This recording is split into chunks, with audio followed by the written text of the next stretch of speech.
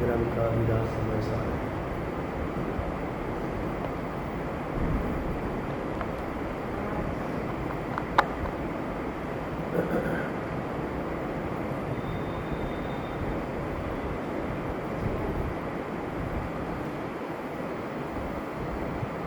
आज से अपना 10 लक्षण महापर्व का प्रारंभ हुआ है।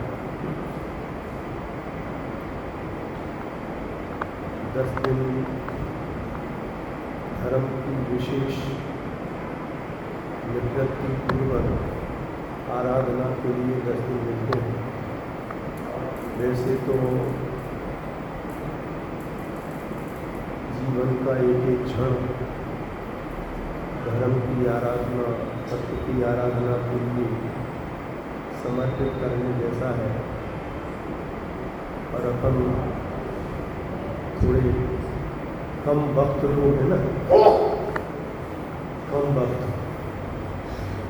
समय की कमी है। किसी से भी पूछो, समय नहीं है, समय नहीं है। अपने आत्महित के लिए समय नहीं है, धंधे के लिए, व्यापार के लिए, बिजनेस के लिए, संसार में मरने के लिए पूरा समय है। सिर्फ संसार से निवृत्त होने के लिए, अपना आत्महित करने के लिए समय नहीं रहता जीव के पास। ये भी अच्छा है, कम से कम 365 दिन में 10 दिन धर्म की आराधना के लिए मिलते हैं। लेकिन इसमें भी देखो, यदि विचार करो कि केवल भगवान की पूजा भक्ति बहुत से जीवों का समय मिलता 365 दिन में 10 दिन, वो भी सवेरे से पूजा भक्ति तो खूब करेंगे, 4-4 घंटे, 5-5 घंटे, 11-11 बजे तक। लेकिन भगवान की वाणी सुनने का समय नहीं जीव के पास। ये दुर्भाग्य है जीव का। भगवान को मंदिर में विराजमान कर रखा है, लेकिन भगवान की वाणी को मंदिरों में से निकाल रखा है। पूजा भक्ति में क्या है? अपनी बात भगवान को सुनाते रहे बस। मैं तो एक बात कहता हूँ कि अपनी बात भगवान को सुनाने में ज़्यादा फायदा है कि भगवान की बात सुनने में ज़्यादा फायदा है। हम अपनी कथा सुनाए जाते हैं, मैं बड़ा दुखी हूँ, संसारी हूँ, आप कृपालु हैं, तारणहार हैं, दीन दयाल हैं, 3 लोक के नाथ हैं, मैं अनाथ हूँ। ये सारी बातें भगवान को सुना देते हैं। मैं दुखी हूँ, हे प्रभु मेरे दुख को दूर करो। सही बात तो ये है कि अभी इसको दुख भाषित होते ही नहीं है संसार। जिसको संसार दुख भाषित होता है, उसके जीवन की परिणति, जीवन की क्रिया कुछ और ही प्रकार की होती है। अभी जोर से पेट में दर्द हो जाए, हार्ट में दर्द हो जाए, सीना में दर्द हो जाए, तो दुख से कैसा तड़फड़ाता है। और उससे छूटने के लिए कितना प्रयत्न करता है।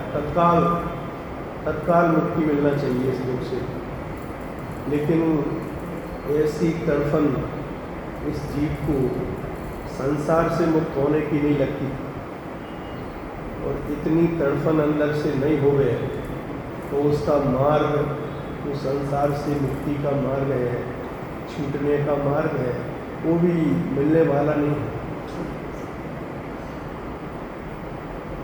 बहुत तो यहाँ बैठ के अपन को स्वाध्याय करना पड़ गया है। इस पंचम काल का दुर्भाग्य है, ख्याल में ही बात। मंदिरों में स्वाध्याय करने के लिए जगह नहीं है। आप नृत्य गान कर सकते हैं, गाजे बजाए खूब कर सकते हैं, नाच गाने कर सकते हैं मंदिरों में, नाटक सब कर सकते हैं, सब कर सकते हैं, लेकिन स्वाध्याय नहीं कर सकते। क्या गजब की बात है। भगवान की वाणी नहीं सुन सकते, भगवान के मंदिर में बैठ के अपनी बातें भगवान को सुना सकते हैं, सब कर सकते हैं, मंदिर में बैठ के भगवान की वाणी नहीं सुन सकते। समय की बात है। देखो, जिनवाणी सुनने के लिए अपन को सुनने के निमित्त से तो यहाँ बैठे, दर्शन पूजन के लिए तो इतने मंदिर हैं, कहीं भी जाके कर सकते हैं।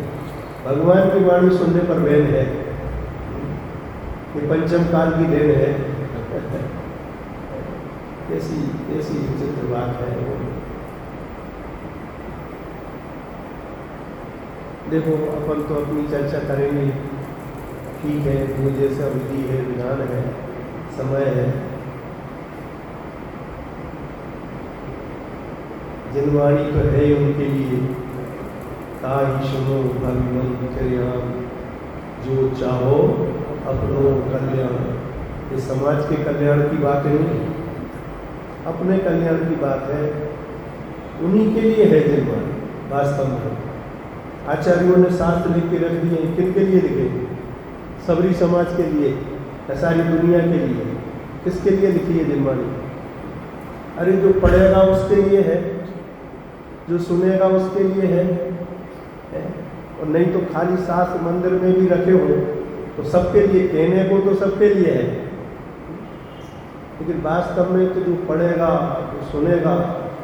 देखो, मुझे तो ऐसा बहुत प्रैक्टिकल रूप में सब ख्याल में आती है बातें कि जिनवाणी का सुनना और पढ़ने मिलना, इसके लिए बहुत भाग्य चाहिए जी, बहुत पुण्य चाहिए।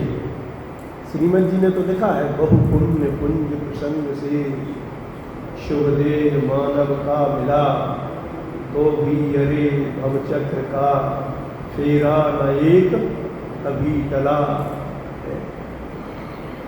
बहु पुण्य पुंज प्रसंग, मनुष्य पर्याय मिल गई, जिनवाणी सुनने को मिल गई।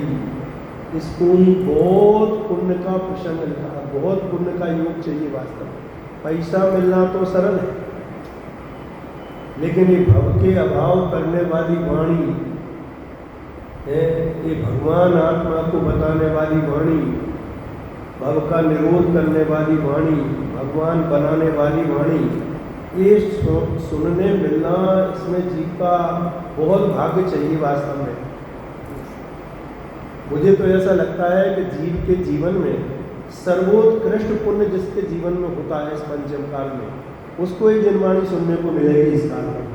पैसा तो बहुतों के पास है, पैसा में क्या कीमत है पैसे की, जिसके पीछे हम नाच रहे हैं, भाग रहे हैं। अरे पैसा तो ये नाचने गाने वाले हैं ना बम्बई में, जिन्हें हम बड़े एक्टर कहते हैं संसार के, समझ में ही ना बात। नाचने गाने वाले एक एक घंटा के नाचने गाने के 5-5 करोड़ रुपए ले लेते हैं। क्या क्या है इस पैसे में, क्या दम है? नाचने गाने वाले, क्या है उनका जीवन? ये कोई पैसा आ गया या कमा लिया तो हमारा बड़ा भाग, हम बड़े आदमी बन गए। इसके लिए लिखा है दौलत राम जी साहब ने, धन धन है जे जीव नर भव पाय लय का रज किया तिन्ही अनादि भ्रमण पंच प्रकार तज वर सुख लिया। जिन्हें जिनवाणी मिल गई, जिन्हें सम्यक दर्शन ज्ञान चारित्र का मार्ग मिल गया, जिन्हें अपना भूला हुआ भगवान आत्मा मिल गया, जो भगवान बनने के मार्ग पर चल दिए, वे बड़े भाग्यशाली जी हैं। उनको बड़भागी लिखा, मुनि शकल वृत्ति, क्या लिखा है? बड़भागी। जिनवाणी में चक्रवर्ती बड़भागी, इंद्र बड़भागी, इनको बड़भागी नहीं कहा। पुण्यशाली तो हैं पर बड़भागी नहीं। बड़भागी है सम्यक दृष्टि जीव, बड़भागी है आत्मज्ञानी जीव, बड़भागी बड़भागी, बड़े भागवान, बड़े भागवान। बड़े भागवान माने भविष्य में भगवान बनने वाले हैं। सम्यक दृष्टि से लगाकर मुनिराज, ये सब बड़भागी जीव हैं। ये सब अल्पकाल में भगवान बनने वाले हैं। सब वे बड़भागी हैं। बाकी अभी हमारा वहाँ बंद अधिकार चलता था। भाई साहब, आपका नाम है? भरत भाई। अच्छा अच्छा अच्छा, तो नाम तो सुना है पर मैं थोड़ा मैंने का परिचय कर ले। अभी वहाँ हमारा बंद अधिकार चलता था। बंद अधिकार, बंद अधिकार में 271, 72, 73, 74, 4-5 गाथाएं आई। उनमें ऐसी बात लिखी है, अपन को पढ़ के आंख में आंसू आए। अब हम जीव की चूंकि चर्चा की है, उदाहरण दिया है, वहाँ उदाहरण दिया है अभव्य जीव का, समझाना है भव्य जीव के लिए कि देखो क्या कहेंगे उस जीव के लिए। बड़भागी कहें कि अभागा कहें, भगवान के समोसरण में बैठा है ऐसा जीव पकड़ा है। अभव्य उदाहरण दिया है अभव्य जीव का, भगवान के समोसरण में बैठा है। वहीं भगवान की वाणी सुनी, ऐसा वैराग्य जगा, मुनि दीक्षा धारण कर ली, निरतिचार 28 गुणों का पालन करने लगा और ऐसी विशेष ज्ञान की आराधना करी, वाह्य तपश्चरण आदि की, कि इससे 11 अंग 9 पूर्व का ज्ञान प्रकट हो गया। 11 अंग 9 पूर्व का ज्ञान हो गया। 28 गुणों का निरतिचार पालन करता है। कसाई भी इतनी मंद हो गई, भगवान के समोसरण में बैठे बैठे शुक्ल वेश्या के परिणाम, और उस शुक्ल वेश्या के परिणामों में देह छूट गई। 9वें गिरवेक में जाके जन्म हुआ, 9वें गिरवेक, और 9वें गिरवेक में जाने के बाद भी वहां से निकलता है और फिर अनंत अनंत काल तक संसार में परिणम करता है। जिसे हम व्यवहार धर्म कहते हैं, उस व्यवहार धर्म की चरम सीमा तक पहुंच जाता है, चरम सीमा तक। उदाहरण अभव्य जीव का दिया है, समझाना भव्य जीवों के लिए। ऐसे ही हमने, तुमने, जगत के अनंत जीवों ने अनंत काल में अनंत बार बाहर के व्यवहार साधन एक बार नहीं अनंत अनंत बार करे। अब वहां बस बात सिर्फ इतनी सी है कि कमी क्या है ये बताओ।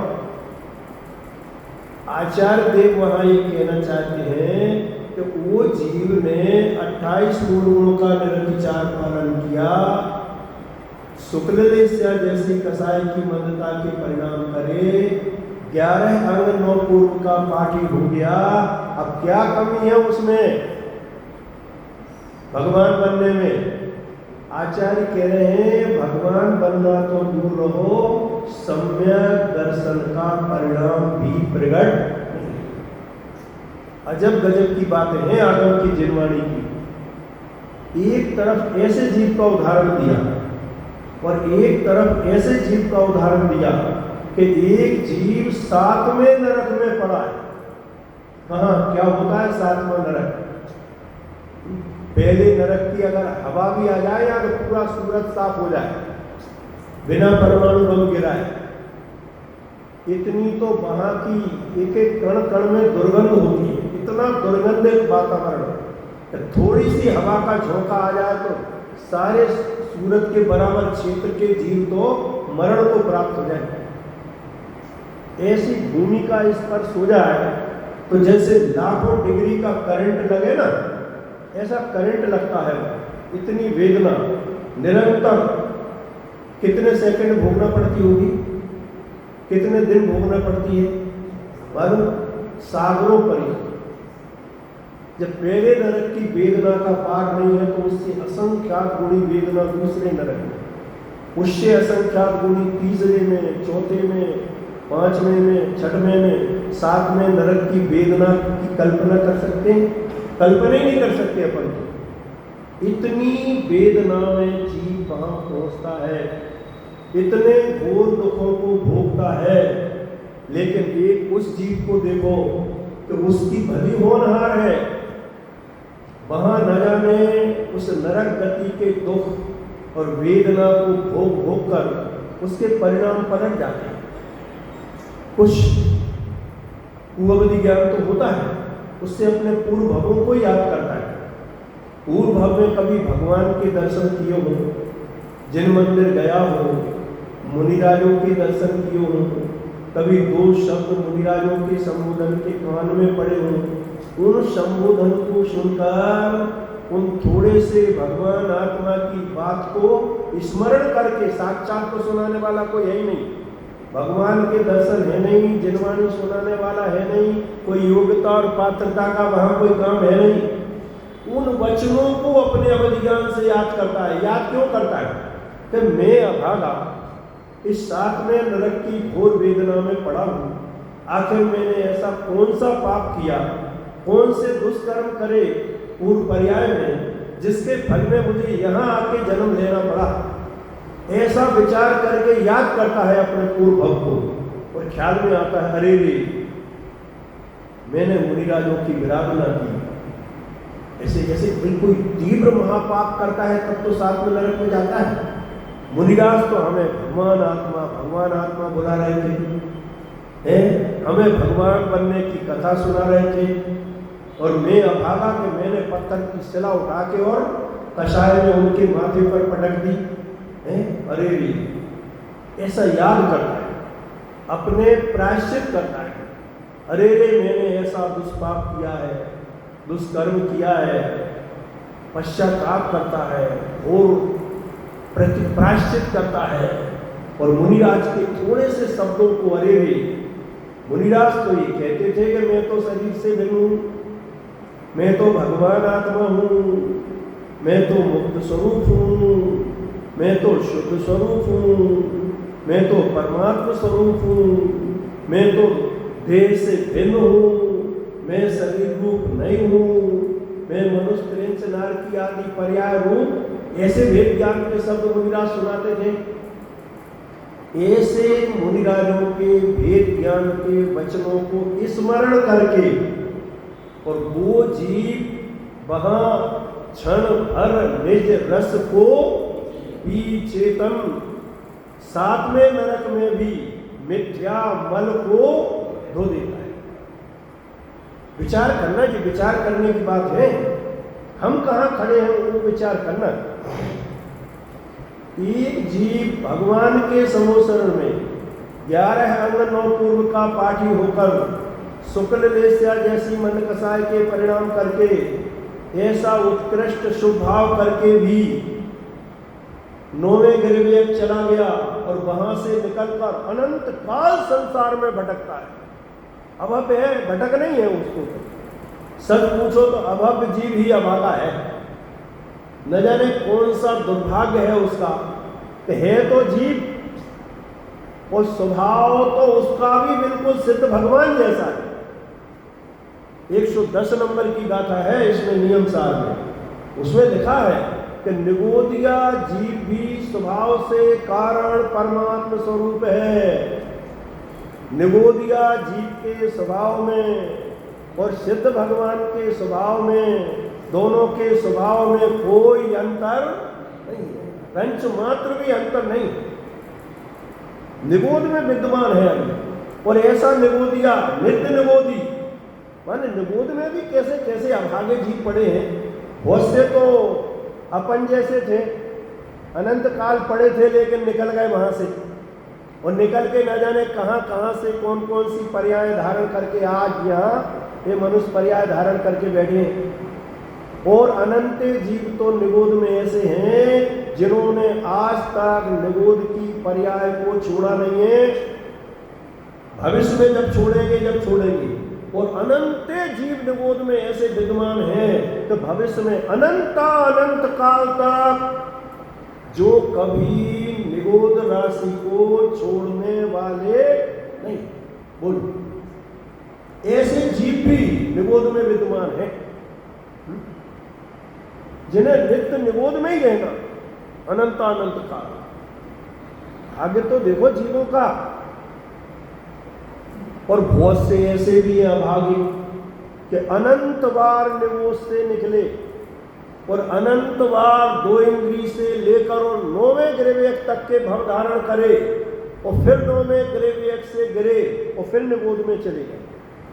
और ऐसे ऐसे भव एक बार नहीं, इस पंच परावर्तन के काल में अनंत जीव ऐसे हैं इस 3 लोक में कि अनंती बार 9वें ग्रहवेग तक हो के आ गए, 9वें ग्रहवेग तक हो के आ गए और वहां से निकल के फिर निगोद में चले गए। फिर अनंत काल, एक बार निगोद में जाने का मतलब समझते हो, एक बार निगोद में चले गए माने कम से कम अनंत काल के लिए 30 पर्याय से छुट्टी। कितने काल के लिए? थोड़ा बहुत समय नहीं कि आज गए कल आ जाएंगे। एक बार यदि चला गया तो अनंत काल में कब निकलेगा? क्योंकि इतनी जीव राशि है निगोद में, इतनी जीव राशि है कि जीव एक बार घुस जावे फिर निकलने का नंबर कब लगेगा केवली भगवान को भी नहीं दिखता होगा। कितना अनंत काल बाद अनंते लग रहे हैं लाइन में, अनंते लग रहे हैं, ठस भर रहे हैं 3 लोग के अंदर जीव। एक शरीर इतना सा निगोद राशि का, एक आलू की एक सुई की नोक चुभाव ऐसी, वो एक सुई की नोक पे कितना सा आलू आता होगा? उसमें असंख्यात शरीर है, ओदारी जैसे जिस शरीर है ना, अब समझो कितने सूक्ष्म शरीर होंगे, वो कितने शरीर हैं? असंख्यात। एक सुई की नोक बराबर कणी में असंख्यात औदारिक शरीर, ऐसे शरीर सूक्ष्म, और एक एक शरीर में कितने जीव होंगे आप कल्पना कर सकते हो? कितने अनंत? आगम में लिखा है अनंत, आगम में ये दिया है कि जितनी सिद्ध राशि है, कितनी, जितने सिद्ध भगवान जीव सिद्धालय में विराजमान हैं उनसे भी अनंत गुणी जीव राशि,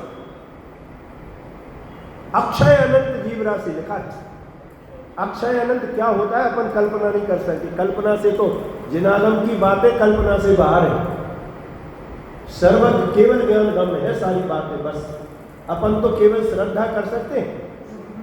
अक्षय अनंत जीव राशि एक निगोद शरीर में विद्यमान है।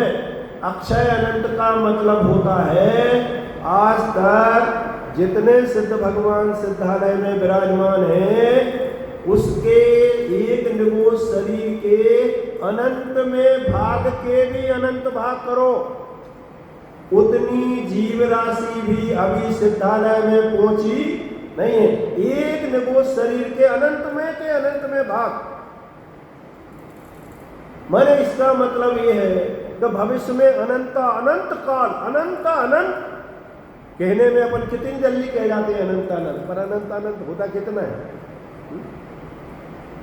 कितना होता है अनंत? ऐसे अनंती मनुष्य पर्याय, भले अनंत काल में एक बार मिले ये मनुष्य पर्याय, फिर भी अनंत मनुष्य पर्याय पूरी हो जाए तो भी अनंत काल कभी आने, अनंत काल का अंत तो कभी आने वाला, अनंत की संख्या का तो कभी छोर आता ही नहीं। अक्षय अनंत जीव राशि, माने एक निकोष शरीर की जीव राशि भविष्य में अनंत अनंत अनंत अनंत काल व्यतीत हो जाने के बाद भी पूरी होने वाली नहीं है कि एक जीव, एक शरीर के जीव सिद्धालय में पहुंच गए, एक शरीर की राशि पूरी हो गई, अब दूसरे शरीर में से नंबर लगाओ। यद्यपि वे कोई एक ही शरीर में से जा रहे हो, ऐसा नहीं है। वो तो जाने को तो पूरे निगोद में से कहीं से भी जीव निकलते हैं, और वे तो अनुमान कराया है कि एक एक निगोद शरीर में इतनी जीव राशि विद्यमान है कि आज तक अनंत सिद्ध हो गए, भविष्य में अनंत काल तक अनंत सिद्ध होंगे, तो भी उस एक शरीर के अनंत में भाग का भी अनंतमा हिस्सा पूरा होने वाला विचार करें तो भी अनंत सिद्ध है। ये ढाई दीप के बराबर सिद्ध शिला है ना, ऊपर ढाई दीप 45 लाख योजन की ढाई दीप के बराबर, वो सिद्ध शिला पूरी की पूरी सिद्ध भगवानों से भरी हुई है, खाली नहीं है। इसका मतलब समझते हो? नहीं समझते मतलब, कभी विचार ही नहीं किया होगा इसका मतलब क्या होता है। ढाई दीप के बराबर सिद्ध शिला है, पूरी सिद्ध भगवंतों से भरी हुई, इसका मतलब नहीं समझे आप। और ये सब सिद्ध कहाँ से गए? शिखर जी से बने कि गिरनार जी से गए? कहाँ से गए हुए ये सब? पूरी ढाई दीप में से गए। ढाई दीप में से गए का मतलब समझे भाई साहब? आप यहाँ बैठे हो ना, ये भी सिद्ध क्षेत्र है क्या? यहाँ अपन अभी बैठे हैं ना, ये जगह भी सिद्ध क्षेत्र है, क्योंकि ऐसा नियम है कि जो जीव यहाँ से शरीर छोड़ता है और वहीं से ऊर्ध्वलोक में सीधा सिद्धालय में जाके विराजमान हो जाता है, और सिद्ध शिला में कोई जगह खाली है नहीं। इसका मतलब ढाई दीप में जितने भी द्वीप हैं, समुद्र हैं, पर्वत हैं, पहाड़ हैं, नदी हैं, नाले हैं, उनमें भी कोई जगह खाली नहीं है। और ऐसा है नहीं कि यहाँ खाली जगह है और यहाँ से कोई सिद्ध भगवान गए तो ऐसे जाके वहाँ एडजस्ट हो गए। एडजस्ट होने का विधान नहीं है कि जहाँ जगह मिली वहाँ, अब यहाँ आ रहे हैं ना, चले आ रहे एक एक, जहाँ जगह मिले वहाँ बैठ जाते हैं।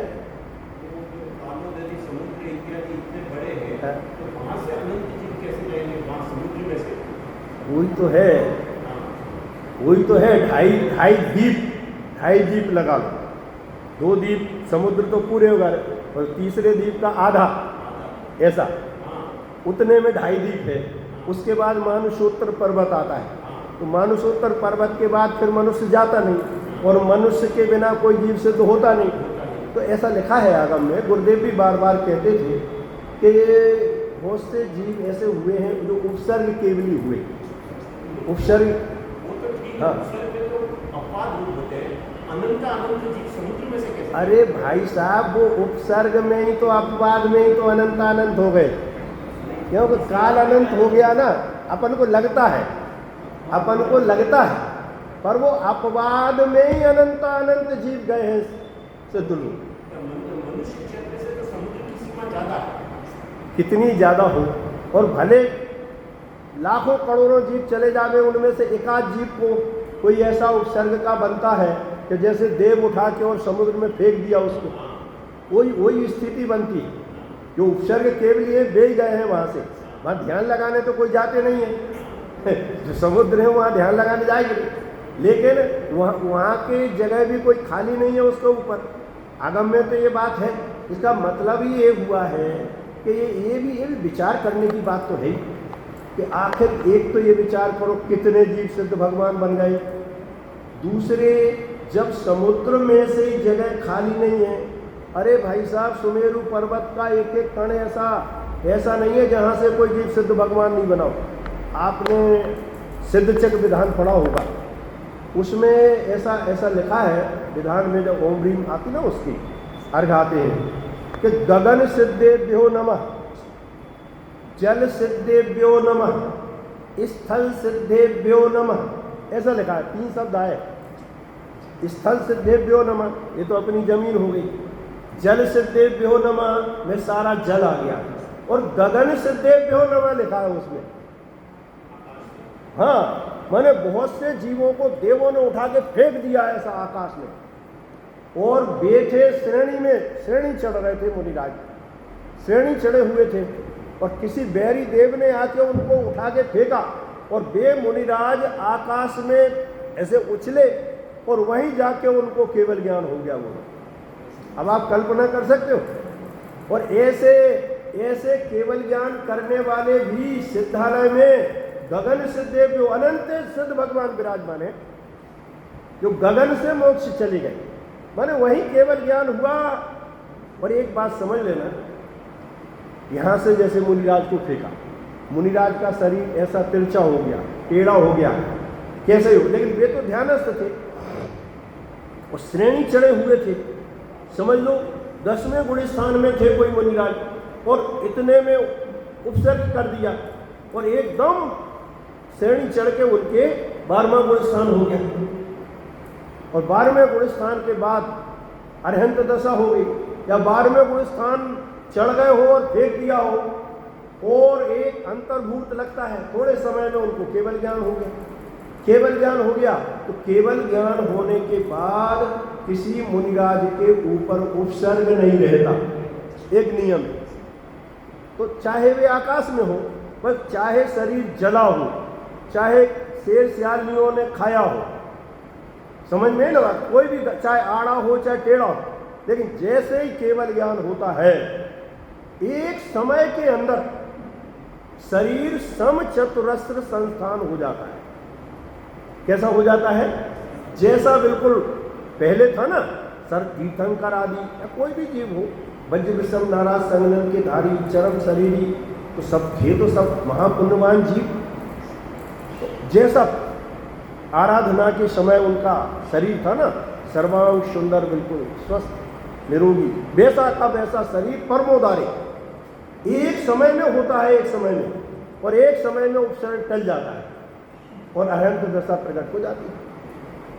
हो सकता है कि आयु कर्म का भी अंत आ जाए किसी का, तो उसी समय अरहंत दशा हुई, आयु कर्म का भी अंत आ जावे, तो 4 घातिया के साथ साथ में अघातिया का भी अभाव करके और सीधे सिद्धालय में भी चले जाते हैं। और नहीं तो अरहंत दशा में जब तक आयु कम रहता है तब तक बने रहते हैं।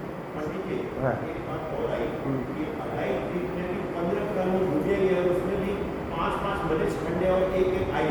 हाँ हाँ, तो मुनि तो आयत क्षेत्र में ही होते हैं, मलिच खंडों में भी नहीं होते हैं, तो अन्य भूमियों में वो भूमि या दिमाग से कैसे? देखो वो भी मैं समाधान कर देता हूँ आपका। जैसे समुद्र में तो मनुष्य पैदा होते नहीं, पहाड़ों पे नहीं होते, नदियों में नहीं होते, और जो नंदन वन आदि हैं वहाँ देवलोक तो जाते हैं, लेकिन वहाँ मनुष्य पैदा नहीं होते, लेकिन जा सकते हैं। इस तरह से देव कोई ले जाके वहाँ छोड़ दे तो चले जाते हैं, और वही एक दशा बनी है। मेरे क्षणों में पैदा नहीं होते। और एक बात है, वहाँ का पैदा हुआ भगवान भी नहीं बनता, तो पैदा तो जो कर्म भूमि में होते हैं, तो कर्म भूमि भी वहाँ जहाँ चौथा काल बरतता है, ये भी नियम है।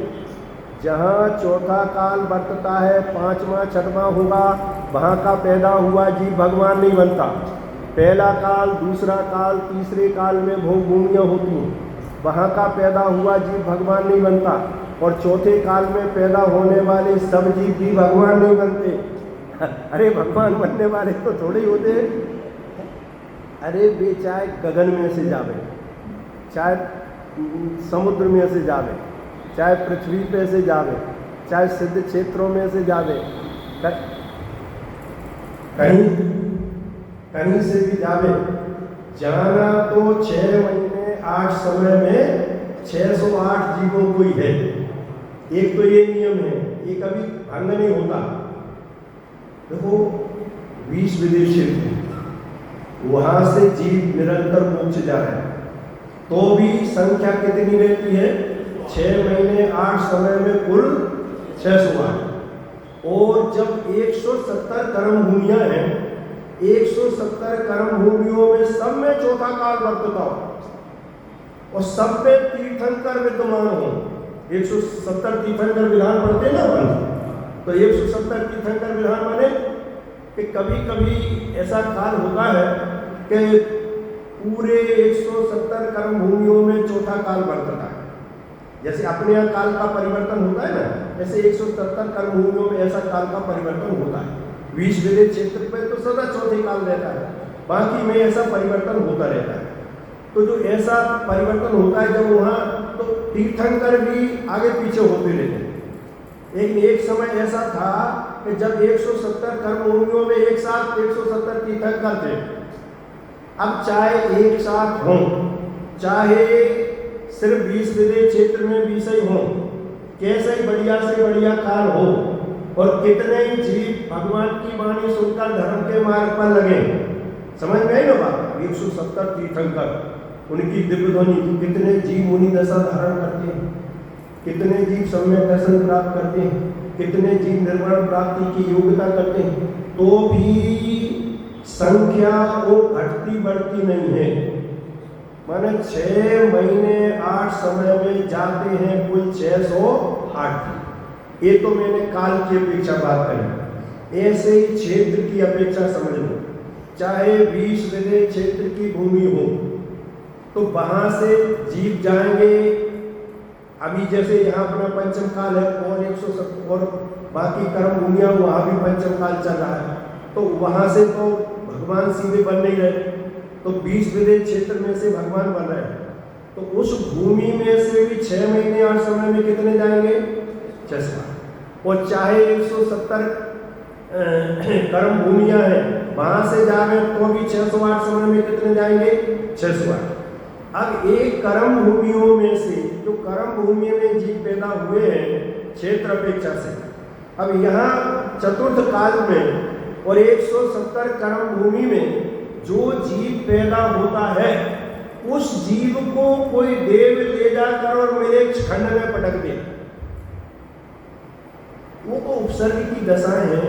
यहाँ से ले जाके वहाँ सब पटका, और वो जीव समझ लो मेरे क्षण में जाके गिरे या जो भी हुआ दशा, और वहाँ जाके उनको केवल क्या मिलेगा? भाई समुद्र में कोई कैसे जाएगा?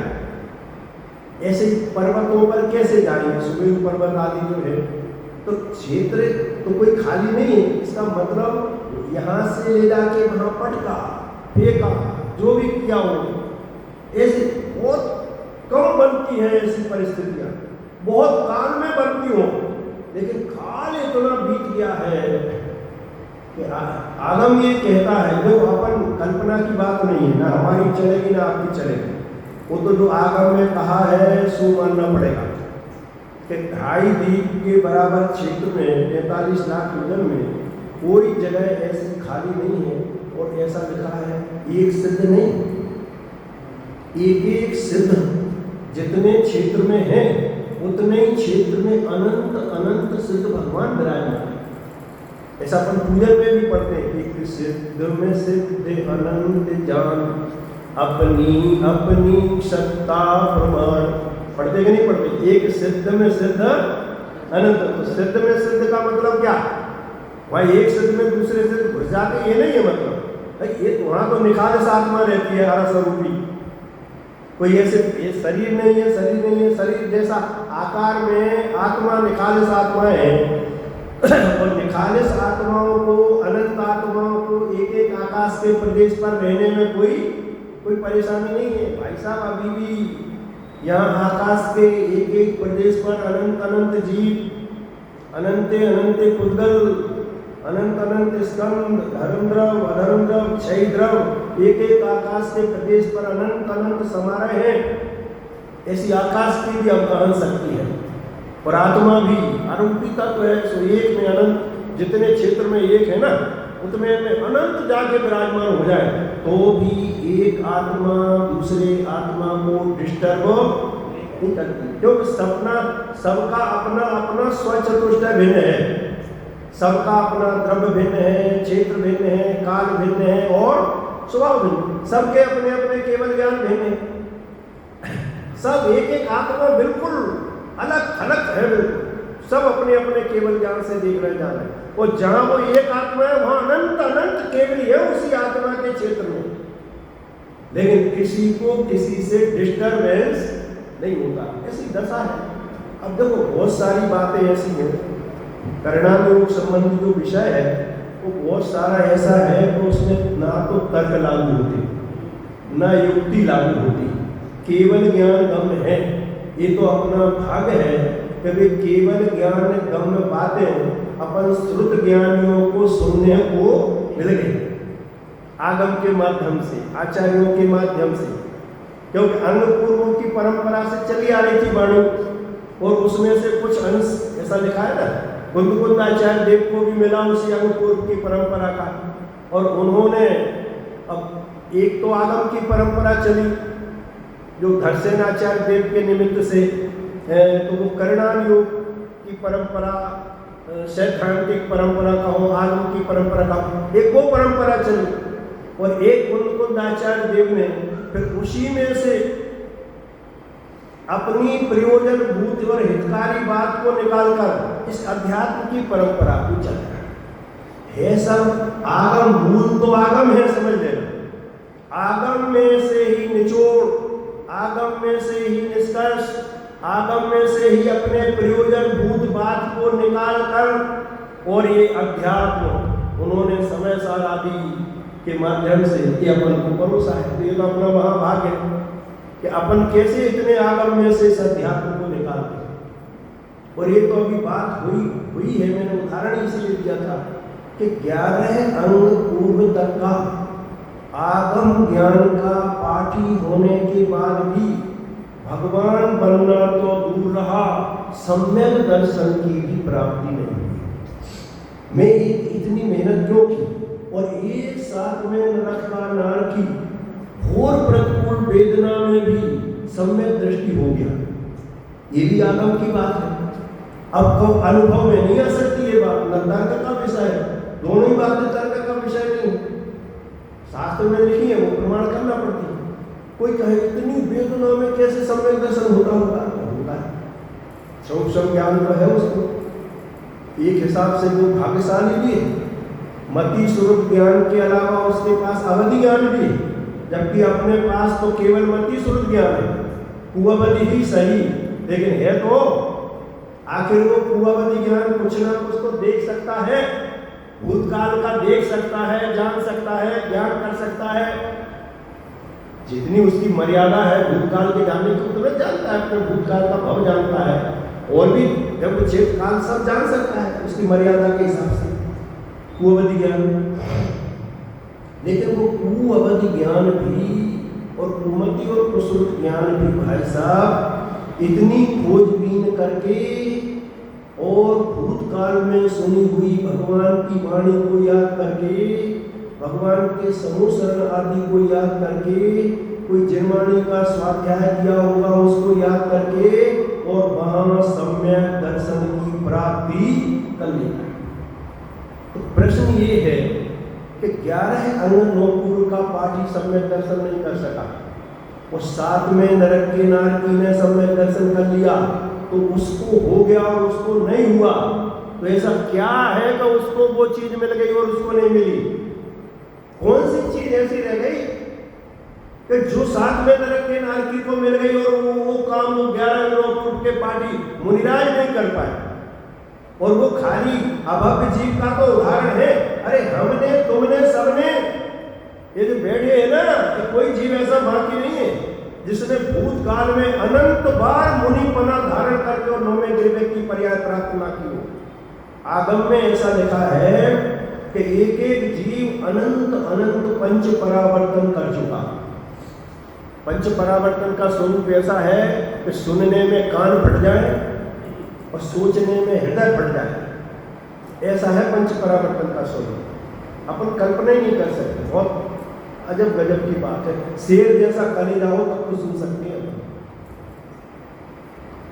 भाव परावर्तन होता है ना पंच परावर्तन में, द्रव परावर्तन, क्षेत्र परावर्तन, काल परावर्तन, भाव परावर्तन और भाव परावर्तन। तो जो भाव परावर्तन होता है ना, वो भाव परावर्तन पूरा करने के लिए एक जीव को एक बार नहीं अनंत बार नौवें गिरवेक तक जाना पड़ता है। तो नौवें गिरवेक में जाने का मतलब समझते हो? जब नौवें गिरवेक में जाओगे तो बिना मुनि दशा धारण करे बिना कोई जीव सोल में स्वर्ग से ऊपर जाता नहीं, भले मिथ्या दृष्टि हो। सम्यक दृष्टि पंचम गुण स्थानवर्ती होगा, सम्यक दृष्टि तो भी सोल में स्वर्ग से ऊपर नहीं जाता। और मिथ्या दृष्टि द्रव्यलिंगी मुनिराज कसाय की मंदता के फल में नौवें विवेक तक जाते हैं। ये नियम है, बिना द्रव्यलिंग रूप मुनिपना धारण करे बिना कोई चाहे सम्यक दृष्टि हो चाहे मिथ्या दृष्टि नौवें विवेक तक नहीं जाता। इसका मतलब कितनी बार मुनिपना धारण किया होगा? अनंत बार नौवें विवेक गया तो अनंत बार मुनिपना धारण किया होगा कि नहीं किया होगा?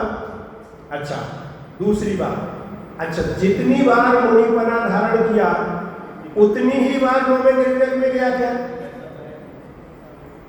अरे भाई, पहला विवेक, दूसरा, तीसरा, चौथा, पांचवा, छठवां, सातवां, आठवां, नौवां, समझो जरा बात। पहले विवेक में जाएगा तब कि उससे कितना अधिक पुण्य कमाया तब दूसरे में जावे, फिर कितना अधिक पुण्य कमाया तब तीसरे में जावे। समझ में नहीं लगा? पहले विवेक की आयु जो है उससे लगाकर नौवें विवेक की आयु 31 सागर की है, तो पहले विवेक से लगाकर अब एक एक समय बढ़ाता हुआ, अब मैं उसको बढ़ाता नहीं हूँ विषय को, नहीं तो दिमाग फिर जाता है उस विषय को बढ़ाने से। क्या एक भाव परिवर्तन पूरा करने का मतलब आप सोच नहीं सकते, आपका दिमाग खराब हो जाए और ऐसे लगे क्या है ये संसार की दशा, क्या है ये संसार की दशा। जो आयु है ना, जैसे 31 सागर की आयु है मानो, तो 31 सागर की आयु के समय निकालो एक एक करके, कितने समय होंगे बोलो? 31 सागर, सागर ही कितना होता है, दिमाग खराब हो जाए पहले तो सागर का काल निकालने में। समझ में आई ना बात? सागर का ही काल कितना है, अब वो हिसाब किताब बहुत मत छोड़ा है उसका। अब आप ये समझो समय कितने होंगे 31 सागर में, और 31 सागर में पहले गिरेवेक की आयु है जो जितनी भी वो में याद नहीं है कितनी है, वहां से चालू करो तो उसमें से सबसे नीचे की आयु धारण करके पहले गिरेवेक में पैदा हुआ, फिर दूसरी बार उससे एक समय अधिक आयु धारण करके पैदा हुआ, फिर तीसरी बार उससे एक समय अधिक आयु धारण करके पैदा हुआ। ऐसे करते करते 31 सागर तक की जो आयु है ना, एक एक समय बढ़ा बढ़ा के ऐसे तो 9वें गिरवेक के भाव पूरे किए। और कब से चालू हुआ ये कार्यक्रम? देवगति में जो भूत व्यंतर की पर्याय है ना 10,000 वर्ष की, यहां से चालू करो। एक एक भाव 10,000 वर्ष की आयु के धारण किया, फिर 10,000 वर्ष की आयु में जितने समय है उतनी बार 10,000 वर्ष की आयु लेके धारण करें, फिर 10,000 वर्ष और एक समय, फिर 10,000 वर्ष और 2 समय, ऐसा एक एक समय बढ़ाते बढ़ाते कहां तक जाना पड़ेगा? 31 सागर तक के समय निकालो। ऐसा एक एक समय बढ़ाता बढ़ाता बढ़ाता बढ़ाता सिर्फ उन भावों को छोड़ दो जो समय दृष्टियों को मिलते हैं। समझ में नहीं बात? बाकी ऐसा बढ़ाता बढ़ाता 31 सागर तक के भाव पूरे किए। और ये जरूरी थोड़ी है जितनी बार निगोज से निकले, और जितनी बार, पहले तो यही नक्की नहीं है कि जितनी बार निगोज से निकलोगे उतनी बार मनुष्य बन ही जाओगे, यही नक्की नहीं। जितनी बार निगोज से निकले तो 2 इंद्री की एक भाव धारण किया और मर के दोबारा 1 इंद्री में पैदा हो गए लोग, खलास। निगोज से निकलने का जो काल है ना वो खलास हो गया। 2 इंद्री से 3 इंद्री में आ गए और 3 इंद्री से मर के फिर निगोज में चला गया। जा सकता है, कहीं से भी जा सकता है। मनुष्य तक आ गया 4 इंद्री में, 5 इंद्री में, मनुष्य में आ गया, मनुष्य मर के सीधा निगोज में चला जाता। क्या गजब की बातें हैं भाई। करणान योग भी अपने आप में अजब गजब, बहुत वैराग्यदायक है। मैं तो कहता हूँ करणान योग पढ़ने वाले का तो घर में रहना मुश्किल हो जाता, खाना खाना मुश्किल हो जाता। सच पूछे तो सिर्फ करणान योग को बुद्धि का विषय ना बनावे, करणान योग को जीव वैराग्य का विषय बनावे तो संसार में रह नहीं सकता वो जीव। ऐसा विषय है एक आदमी घबरा जाता, क्या करूं, चैन ना पड़े, विचार करें तो ना दिन चैन पड़े ना रात में चैन पड़े। गुरुदेव का ही बोल आया है, इसमें उदाहरण दिया उन्होंने। जैसे कुत्ता होता ना, कुत्ते के माथे में कीड़े पड़ जाते हैं। ऐसे मैंने तो आंखों से देखे हैं बहुत से कुत्तों को, माथे में कीड़े पड़ जाते हैं। कैसे होता है, ऐसे अभागे होते हैं, कान में पड़ जावे, माथे में पड़ जावे, कीड़े पड़ जाते हैं। तो अब वो कुत्ता देखना कभी ऐसा बस दौड़ता ही रहता है, दौड़ता ही रहता है, चैन से बैठता ही नहीं है। बैठेगा फिर उठ के भागेगा, फिर बैठेगा फिर भागेगा। वो ये सोचता है कि यहाँ चैन नहीं मिल रहा, वहां जाके बैठूंगा तो मिल जाएगा, लेकिन कहाँ मिलने वाला है। 24 घंटे पीड़ा पीड़ा पीड़ा। गुरुदेव ने ऐसा उदाहरण दिया अपने प्रवचनों में कि जैसे कुत्ते के माथे में कीड़ा पड़ जावे, एक क्षण भी चैन ना पड़े, ऐसे आत्मार्थी जीव को एक क्षण भी संसार में चैन ना पड़े। उसको इस संसार के स्वरूप का विचार करके, ये पंच परावर्तन के स्वरूप का विचार करके चैन नहीं पड़े तब तक कि जब तक वो भव के अभाव का मार्ग अपने हाथ में न, जब तक वो भव के अभाव की विधि, सम्यक दर्शन का परिणाम, इस शुद्धात्म तत्व की अनुभूति का परिणाम जब तक न हो जावे, तब तक जीव को फिर चैन पड़ती नहीं। ऐसा घबराता है और उसी के जीवन में काम होता है। जिसको तड़प लगती है उसी को आत्मार्थी कहते हैं, उसी को मुमुक्षु कहते हैं, उसी को मोक्षार्थी कहते हैं।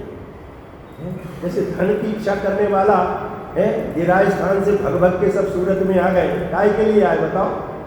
है भगवान बनने के लिए आए, सम्यक दर्शन के लिए आए, काय के लिए आए?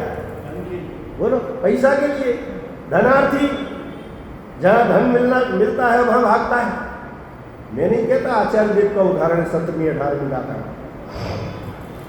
धनार्थी वहां जाता है, भागता है जहां धन मिलता है। ऐसे आत्मार्थी वहां भागता है जहां आत्मा मिलता है।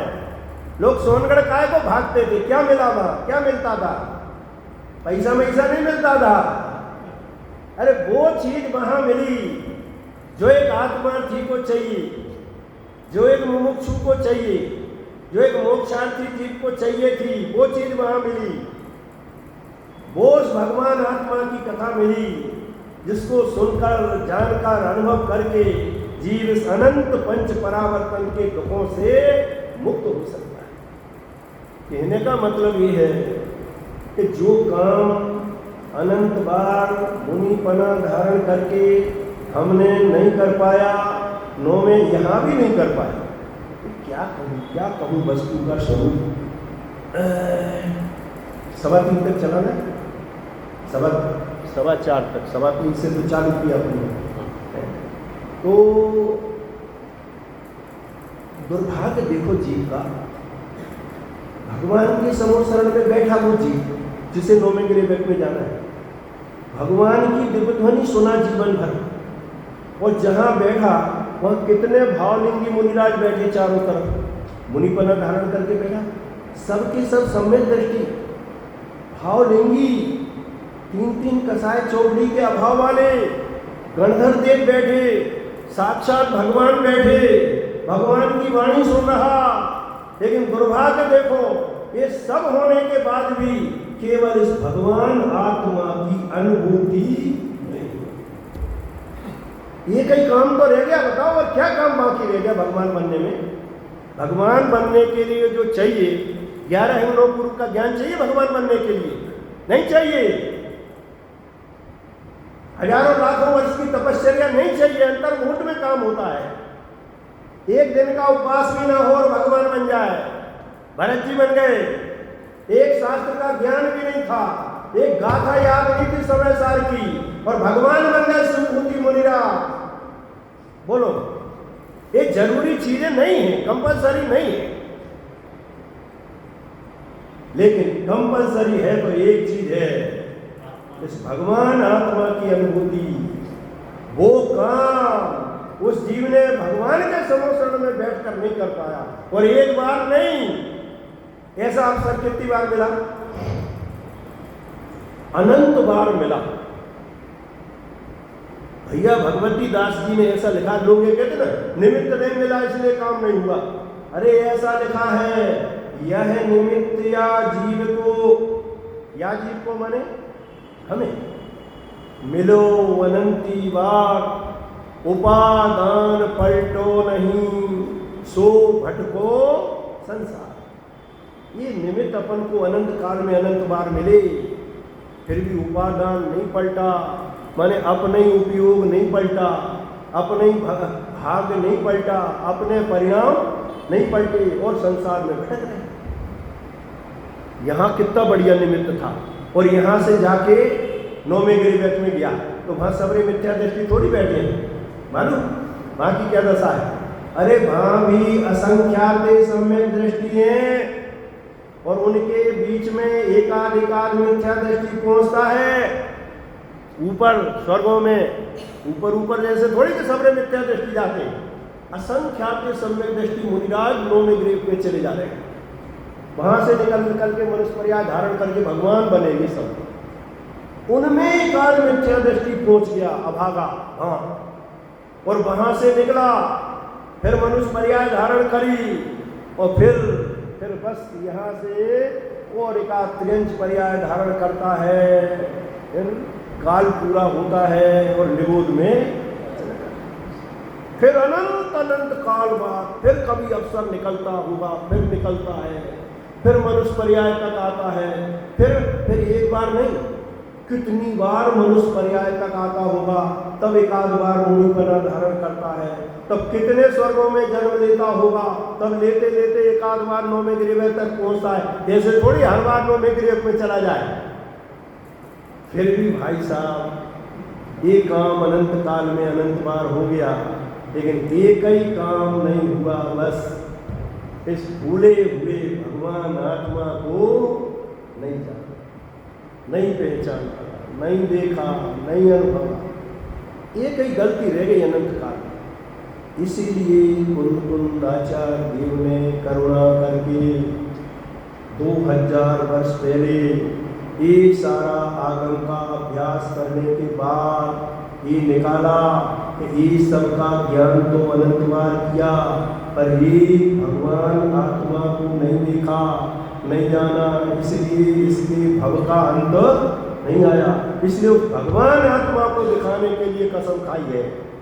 समय सार में कसम खाई है 5वें नंबर की गाथा में, दर्शाऊं एक विभक्त को आत्मा तने विभव से, दर्शाऊं तो करना प्रमाण न छल रहो इसका न बने।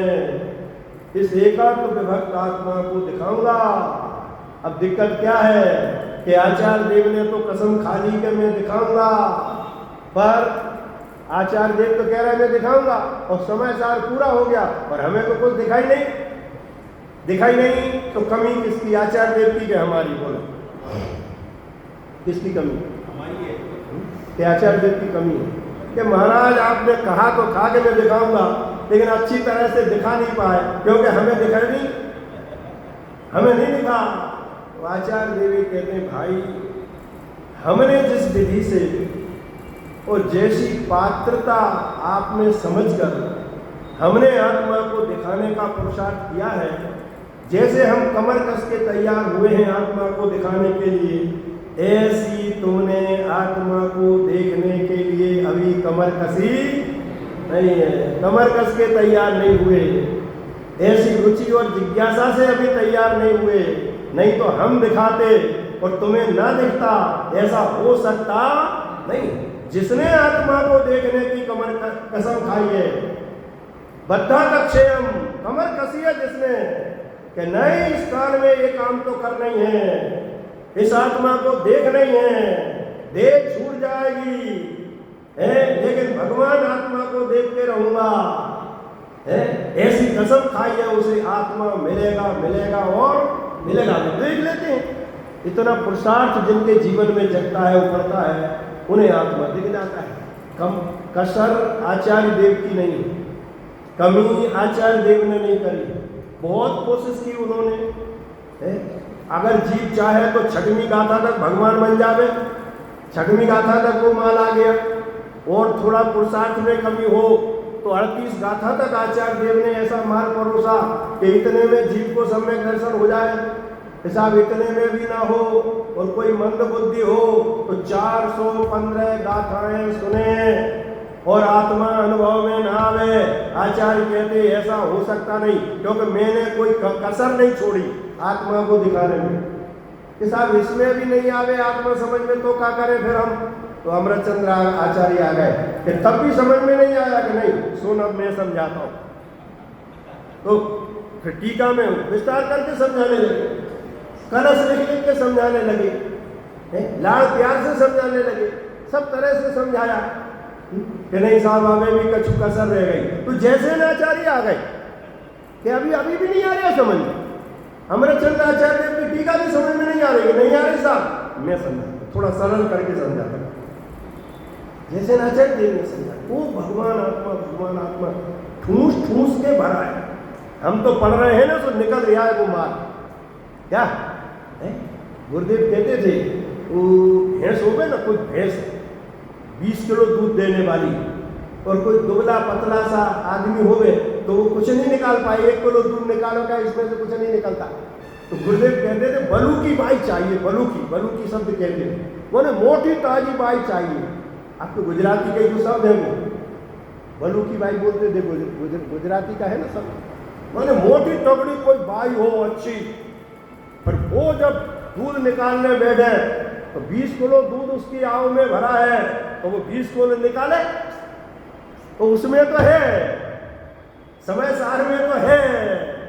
आचार्य देव ने बताने का पुरुषार्थ भी किया है, पर यदि हमें नहीं मिल पा रहा है तो आचार्य देव की कमी नहीं है, हमारी ही कमजोरी है। हमें खूब सावधान होकर है पुरुषार्थ करके जागृत होकर प्रमाद छोड़कर यदि हम पुरुषार्थ करेंगे तो अवश्य ही इस मनुष्य पर्याय में इस भूले हुए ये है क्या अपने भगवान कहीं से लाना नहीं। जैसे भगवान है पूजा करने के लिए अपन को कहीं से मांग के लाना पड़े बताओ है? ऐसे इस भगवान बनने के लिए भगवान को मांग के नहीं लाना कहीं से। भगवान बनना सरल है, भगवान की पूजा करना कठिन है। क्योंकि लाओ विराजमान करो इतना प्रयत्न करो पुरुषार्थ करो तब पूजा हो गए। भाई साहब भगवान बनना सबसे सरल काम है। 3 लोक में अंदर भगवान विराजमान है भगवान भी अंदर है और भगवान को देखने वाले भी अपने ही कहीं जाना नहीं है। आंखें कहाँ से लाना है किसी चीज को, समय सार पढ़ने को कि सब समय सार को है, आंखें नहीं है तो आंखें ले आए कहीं से, कहाँ से लाना है आंखें भी है तो पढ़ना। ऐसे ज्ञान भी है और ज्ञायक स्वरूप आत्मा भी है, 2 ही चीजें अपने पास है। अब करना क्या है? पर ज्ञान को ज्ञायक को देखना है, इतना सा काम करना है। अब देख नहीं पा रहा है तो इस दुर्भाग्य के लिए तो कुछ कहा जा सकता नहीं है। नहीं तो सबसे सरल काम है वास्तव में। ज्ञान भी अपने पास है, ज्ञायक भी अपने पास है, कहीं जाना नहीं है, अंतर्मुख उपयोग करना है और बस भगवान आत्मा के दर्शन हो जावे।